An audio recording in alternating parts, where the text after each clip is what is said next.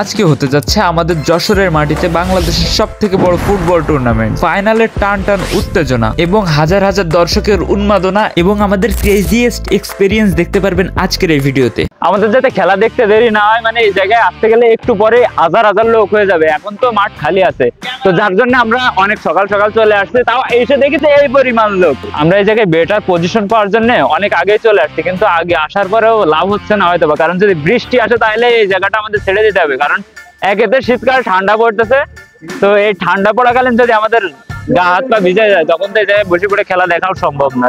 খেলা শুরু হওয়ার এখনো 1 ঘন্টা বাকি রয়েছে, তার ভেতরে মাঠে দর্শকে ভরে গেছে পুরোপুরি। ভাই লাইফ রিস্ক নিয়ে এই বসে রয়েছে, যদি পড়ি ভাইগুলোর অবস্থা খারাপ হয়ে যাবে।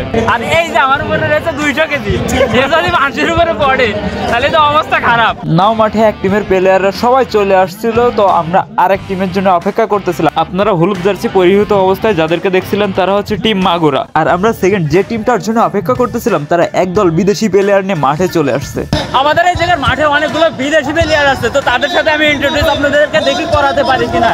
এই জায়গায় অনেক বিদেশি প্লেয়ার আসছে, মানে খেলাটা হচ্ছে অনেক বড় লেভেলের। কারণ এই জায়গায় প্রাইস মানে ছিল 1 লক্ষ টাকা, আর এই 1 লক্ষ টাকা নেওয়ার জন্য কোনো টায়ার ব্যবস্থা করা হয়েছিল না। এই জায়গায় টায়ার ছিল উন্মুক্ত, যে যার দল পারে সেইভাবে নিয়ে আসতেছিল।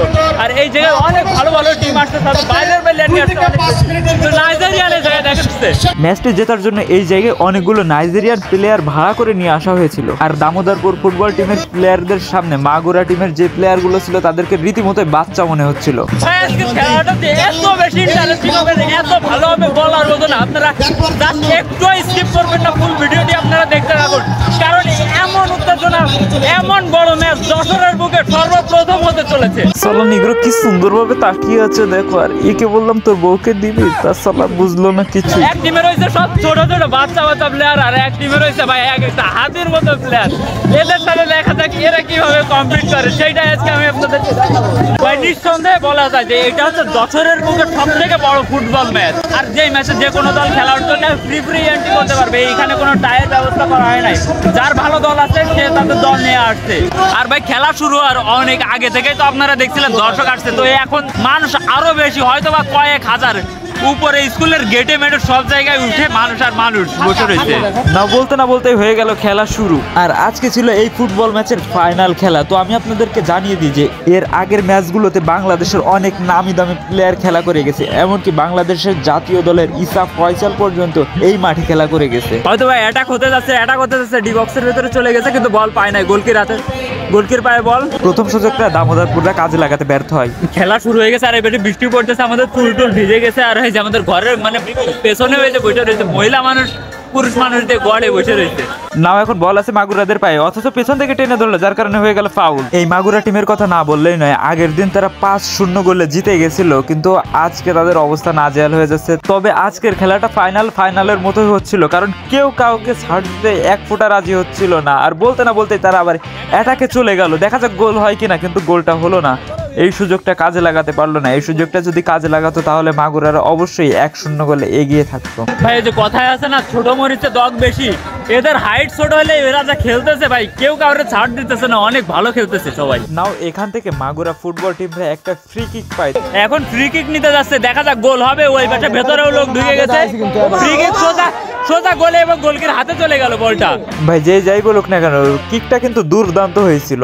এখনো পর্যন্ত আমরা যতগুলো অ্যাটাক দেখেছি সবগুলোই আমরা দেখতে পেরেছি মাগুরা টিমের পক্ষ থেকে। এবং চলে গেল আবার আরেকটা অ্যাটাকে, দেখা যাক গোল হয় কিনা, কিন্তু হলো না। বল চলে গেল সোজা মাঠের বাইরে। টানটান উত্তেজনা ছিল, কিন্তু বলটা ভালোভাবে শট করতে পারে না। ডি বক্সের সামনে অলরেডি একদম চলে গেছিল। যদি হয়তো তাইলে ভাই একবারে আইকনিক গোল হয়ে যেত, কারণ এদের যে পরিমাণ হাইট, ওই দেখলে তো এরা যে এত ভালো খেলতেছে। নাও ভাই এইটা হবে কেউই ভাবতে পারেনি। 12 নম্বর প্লেয়ারটা ছিল অস্থির লেভেলের প্লেয়ার। সে বলটা পাইছে, পাওয়ার পর থেকে টেনে নিয়ে সোজা চলে আসছে গোলবারের সামনে প্রায়। আর সেখান থেকে আবার আরেকজন বল পেয়ে গেল এবং লম্বা কিক নিল, কিন্তু গোল হবে না, হলো না। একটা দলকে নাকা নিচু পানি খাওয়ানোর জন্য ভালো একজন প্লেয়ার থাকলে সেই যথেষ্ট। 12 নম্বর আবারও বল পাইছিল, আবারও টান দিয়ে সোজা গোলে কিক এবং গোলের উপর দিয়ে চলে গেল। ভাই এতটা আতঙ্ক সৃষ্টি করতেছে বলার মতো না। তারপর মাগুরা টিমরা আবারও পারফরমেন্স ফিরিয়ে নিয়ে আসে এবং সোজা বলে কিক করে গোলের সামনে, কিন্তু অফসাইড ধরে দেয় রেফারি। বল ঢুকাই দিছিল কিন্তু অফসাইডে গেছে ভাই, কেউ কাউরে ছাড় দিতেছে না।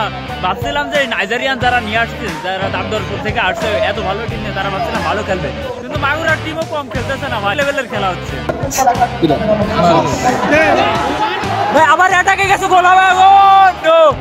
হোয়াট এ মিস, প্রায় গোল হয়ে গেছিল কিন্তু গোল দিতে যায় মিস করে ফেললো। মানে এত ভালো একটা সুযোগ ছিল, এই সুযোগটা কাজে লাগাতে পারলে হয়তো বা তাদের প্লাস পয়েন্ট হয়ে যেত, তারা 1-0 গোলে এগিয়ে যেত। নাও কিছুক্ষণ পরে দামোদরপুরের আবারও চলে গেল অ্যাটাকে এবং বল চলে গেল সোজা ডি বক্সের ভেতরে এবং হয়ে গেল আরেকটা কর্নার কিক। কর্নার কিক পাইছে, দেখা যাক এই কর্নার কিকে কিছু হয় কিনা। কর্নার কিক এমন একটা আতঙ্কের বিষয়, মানে যখন তখন যে কোনো কিছু হয়ে যাইতে পারে।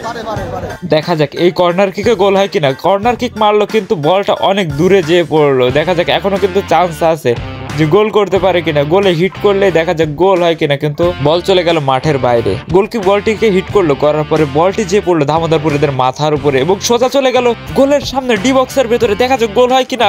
ও মাই গড, বারে লাগছে, বারে লাগে এই বল মিস হয়ে গেল, কিন্তু পরের শটে আর হলো না। দেন বলতে বলতে দামোদরপুরের আবার চলে গেল অ্যাটাকে, বলটা আবার মিস হয়ে গেল। দেখা যাক এই শটে গোল হয় কিনা। না, তাও মিস হয়ে গেল।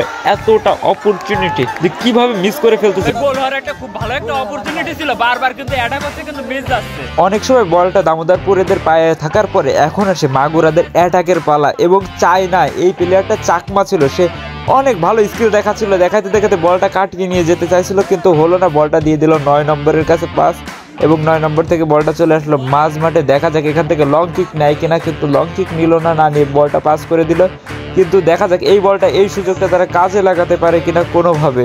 শটটা নিল, শটটা নেওয়ার পরে এই পাশে আরেকটা প্লেয়ারের কাছে দিয়ে দিল, কিন্তু বলটা হয়তোবা তারা হাতের নাগালের বাইরে নিয়ে চলে যাবে। খেলাটি উপভোগ করার জন্য মানুষ কোন কোন জায়গায় উঠছিল, গাছে উঠে লুঙ্গি পরে কাঁচা বাইরে ওই জায়গায় আমাগুড়ি দিয়ে বসে পর্যন্ত রয়েছে। অনেক সময় পার হয়ে গেছে কিন্তু আমরা এখনো কোনো গোলের মুখ চোখে দেখতে পারিনি। দেখা যাক এই সুযোগটা হয় কিনা। বলের ডি বক্সের ভেতরেই ছিল কিন্তু সুযোগটা কাজে লাগাতে পারলো না। ভাই এত সুযোগ মিস করতেছে বলার মতো না ভাই, এত কেউ সুযোগ মিস করে, কারণ 3-4টা বল পাইছিল ভাই, মিস করতে। বন্ধু কি বলতেছে বলো বন্ধু? কিছু বলার কথা নেই, আমার খেলা নষ্ট হয়ে গেছে, নষ্ট হয়ে গেছে আসলে।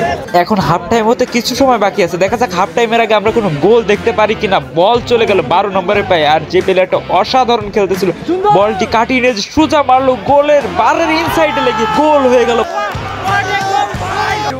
গোল ভাই, গোলকি বুঝতে পারে না যে এই বলটা গোল হতে পারে, কারণ গোলকি হাতের উপর দিয়ে যে সোজা ওই পিছনে পকেট দিয়ে যে গোল হয়ে গেল, মানে আইকনিক গোল হয়েছে ভাই। এখন দামোদরপুররা 1 গোলে এগিয়ে রয়েছে। এখন দেখা যাক মাগুরারা কি গোলটা পরিশোধ করতে পারে কিনা। আবারও অ্যাটাক হতে যাচ্ছে, আবারও হয়তো বা অ্যাটাক হতে যাচ্ছে।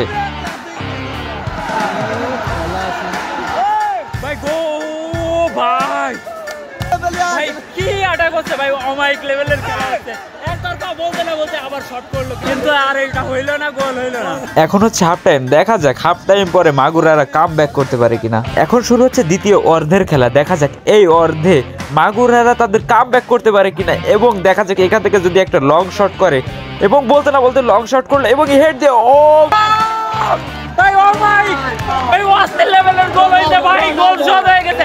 এখন খেলা আরো বেশি মজা হবে ভাই, কারণ অন হয়ে গেছে। এখন যদি এরা ভালো করে খেলতে পারে, যারা ভালো করে খেলবে, যারা ডিজার্ভিং, তারাই জিতবে।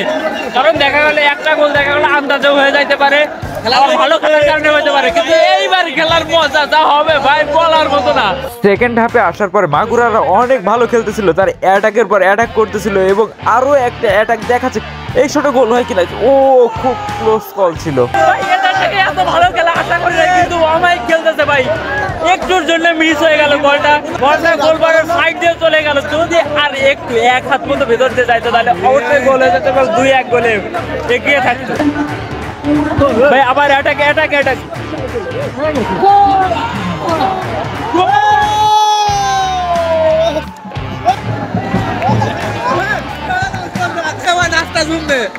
ভাবছিলাম যে খেলা কি লেভেলের খেলা হবে, ঠিক সেই লেভেলেরই খেলা হইতাছে। মানে ওরা একটা গোল শোধ করছিল, করতে না করতে দামোদরপুরে আরো একটা গোল দিয়ে দিল। দেন একটু পরে ফাঁকা মাঠে বল টেনে নিয়ে যাচ্ছিল একটা প্লেয়ার, দেখা যাক এই গোলটা হয় কিনা। ও হোয়াট আ সেভ!